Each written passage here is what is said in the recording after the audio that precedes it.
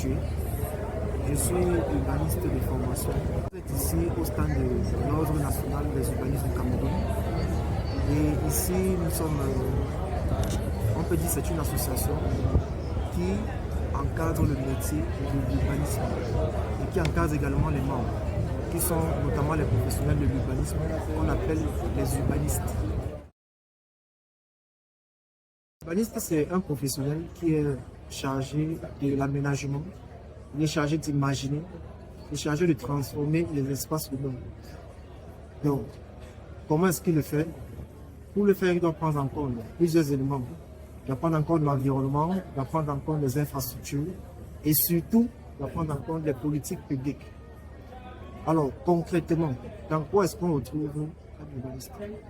Les urbanistes sont retrouvés dans des projets tels que la création de nouveaux quartiers, premièrement. Deuxièmement, la protection des espaces publics, la construction des équipements.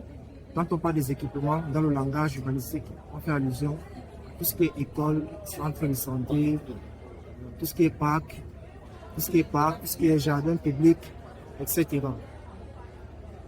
Associé à cela, l'urbaniste intervient également dans les projets de conception des extensions urbaines. Donc, si par exemple, on se rend compte dans l'élaboration d'un projet de planification que les zones d'extension futures dans une ville, que les zones d'extension futures doivent aller dans le nord, par exemple, on va se charger de proposer des projets d'aménagement de ces zones-là à l'horizon du document qui sera élaboré.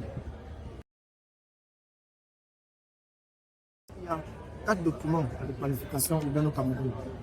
Le premier document, c'est le plan directeur d'urbanisme. Ce sont les documents qu'on élabore à l'échelle des communautés urbaines et qui permettent de structurer, ou du moins ce qui donne les grandes orientations de la communauté urbaine à l'échelle de 20-25 ans. Le deuxième document, c'est le plan d'occupation des sols. C'est un document qu'on élabore à une échelle un peu plus réduite, notamment celle de la commune. Parce que vous le savez, la communauté urbaine, c'est un ensemble de communes. Donc, pour rentrer dans une échelle un peu plus petite, c'est-à-dire celle de la commune, on élabore les plans d'occupation des sols, qui est le deuxième document. Le troisième document, c'est le plan de secteur. Il faut dire ici que le plan d'occupation des sols, c'est un document qui définit les différentes affectations des zones, qui répartit les zones dans une commune et définit les affectations à travers un règlement qui va définir également comment est-ce que ces zones seront utilisées. Maintenant, le troisième document, c'est le plan de secteur. Dans le plan d'occupation des sols, on définit les zones. Maintenant, le plan de secteur va venir donner les détails dans chaque zone du plan d'occupation des sols. Le dernier document, c'est le plan sommaire d'urbanisme. Bon, c'est un document qu'on peut considérer comme étant un plan d'occupation des sols. Mais ce sont les documents que les communes élaborent s'ils n'ont pas assez de ressources financières ou techniques. Voilà, ça ce sont les projets de planification. En dehors de ça, nous avons les projets opérationnels. C'est beaucoup plus dans les projets opérationnels que l'urbaniste est en contact avec le particulier. Parce que les projets de planification sont beaucoup plus élaborés pour des communes, pour le ministère, pour l'État, c'est-à-dire le ministère de l'urbanisme et bien d'autres structures étatiques, telles que la MAETU et la société d'aménagement des droits de la personne. Donc pour les projets opérationnels, si par exemple vous avez un terrain titré, je précise, peut-être à l'échelle d'une superficie peut-être de 20 hectares, superficie de 15 hectares. Vous voulez aménager ce terrain, vous voulez aménager cet espace-là. Vous devez faire appel à un urbaniste. Un 2000 m², pas mal. Si vous avez besoin, par exemple, parce qu'il y a des gens qui ont des grandes parcelles, mais ils ont besoin de subdiviser. En subdivisant comme ça, on fait passer les routes, on viabilise le terrain. Quand on parle de viabilisation, c'est-à-dire on amène l'eau, on amène l'électricité. Et quand il y a ces éléments-là, ça augmente le prix des terrains. Voilà, donc c'est un peu sur d'investissement. Pour acheter par exemple 2000 m², vous décidez de faire un lotissement et puis vous augmentez la valeur pour les vendre. Maintenant, vous pouvez également avoir envie de construire. Vous ne connaissez pas comment est-ce que vous allez vous y prendre. Vous n'avez pas forcément une bonne lecture les différents documents de planification. Vous pouvez faire également appel à un urbaniste pour vous aider à comprendre comment est-ce que l'espace de la ville va évoluer, dans quelle zone vous pouvez construire, quels sont les types de projets qui vont exister dans le temps, dans la zone dans laquelle vous souhaitez construire. Donc voilà en quelque sorte les services pour lesquels vous pouvez consulter un urbaniste. Donc, des urbanistes ne disposent pas encore d'un site internet. Pour rencontrer un urbaniste, c'est assez simple. Vous pouvez vous rapprocher de la communauté urbaine, ça c'est le cas. De deux, il y a un tableau de l'ordre des urbanistes. Ce tableau-là rassemble la totalité des cabinets d'urbanisme agréés par le ministère de l'urbanisme. Lorsque vous vous rendez à la communauté urbaine, vous allez au service, ou du moins au département de la planification. C'est là-bas que vous allez avoir toutes les informations. Je vous disais tout de suite que vous pouvez consulter un urbaniste qui va vous aider à lire des plans d'urbanisme. Mais si vous n'êtes pas en contact direct avec un urbaniste, vous pouvez également vous rendre au département de la planification urbaine, de la communauté urbaine, où ils vont vous expliquer comment est-ce qu'on fait pour interpréter les différentes zones d'un document d'urbanisme. Là-bas, ils peuvent facilement vous renseigner et vous allez entrer en contact avec un urbaniste agréé, un urbaniste inscrit à l'ordre. Si un urbaniste n'est pas inscrit à l'ordre, il ne peut pas travailler directement sur le projet. Parce que les urbanistes font partie de ceux qui valident des projets comme des projets de lotissement par exemple. Votre projet de lotissement ne peut pas être validé à la commission des autorisations de l'outil si un urbaniste n'a pas caché. Et l'urbaniste caché doit être assermenté, c'est-à-dire qu'il doit appartenir à l'ordre des urbanistes. Nous attendons à la présentation, une présentation brève de ce que c'est que l'ordre des urbanistes du Cameroun. Et deuxièmement, on peut vous donner le rôle de l'ordre des urbanistes. Et troisièmement, vous avez des projets également que nous avons exposés de notre côté. Des projets qui ont été faits dans le cadre professionnel comme dans le cadre académique. Il y a des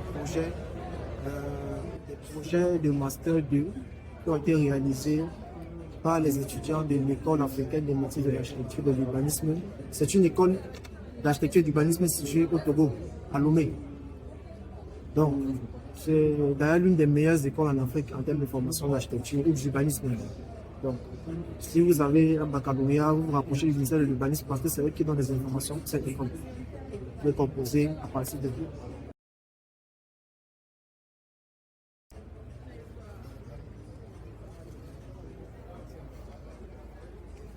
Si vous avez des projets de planification, comme je vous expliquais, en termes d'urbanisme, nous avons deux types d'aménagement, deux types d'urbanisme, je veux dire. Nous avons l'urbanisme opérationnel, nous avons l'urbanisme réglementaire, il y a l'urbanisme prévisionnel. L'urbanisme opérationnel, c'est l'ensemble des opérations qui rentrent dans des projets qui se font sur des espaces un peu plus réduits. Par exemple ici, ça c'est l'aménagement, l'embellissement de la place centrale du Bamendjou.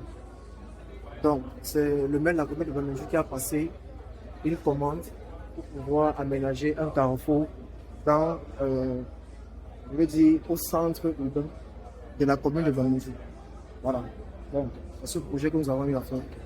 Et ce projet est actuellement réalisé à 100%. Donc si vous allez à Bamendjou, c'est exactement comme vous voyez sur le plan. Ça, c'est un projet opérationnel.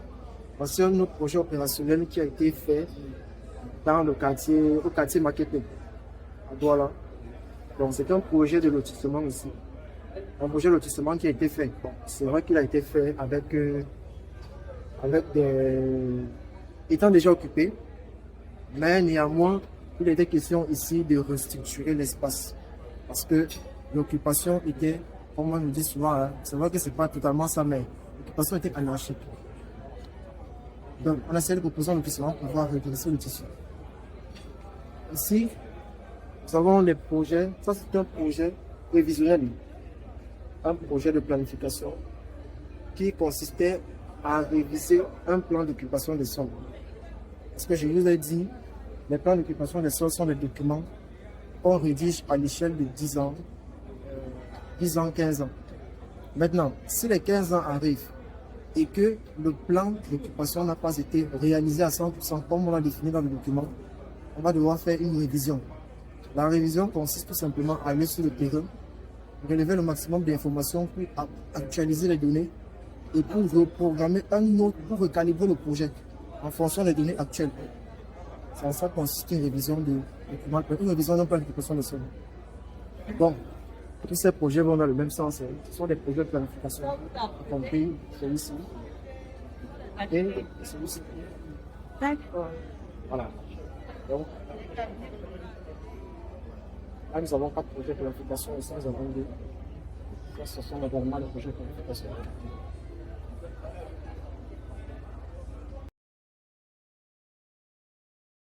Le tarif appliqué par l'urbanisme dépend de la zone dans laquelle on se trouve. Le même projet que je peux appliquer, par exemple, à Bonamoussadi, je ne vais pas donner le même prix à ce projet-là qu'un projet que j'appliquerai, par exemple, à Yassa. Ce n'est pas la même zone, à cause de l'importance qu'il y a à Boulanger, par exemple. Ce n'est pas la même zone, parce que la zone, et la valeur de l'environnement influence sur le prix du terrain. Il y a des documents qui ont des prix standards, comme par exemple le mercurial. À l'intérieur du mercurial, vous avez, par exemple, le prix du mètre carré, combien ça peut coûter, par exemple, une étude du Ben. Si vous faites une étude du Ben, quel pourcentage ça va vous prendre de telle superficie? Maintenant, en fonction de l'urbanisme que vous allez rencontrer, en fonction de l'urbanisme que vous allez rencontrer, voilà, tu vas soit augmenter, soit diminuer.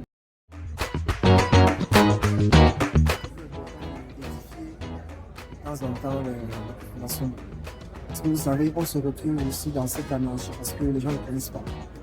Donc, c'est toujours important de passer l'info, permettre aux gens de prendre déjà connaissance du métier et deuxièmement, prendre de bonnes décisions pour contribuer au développement de notre pays.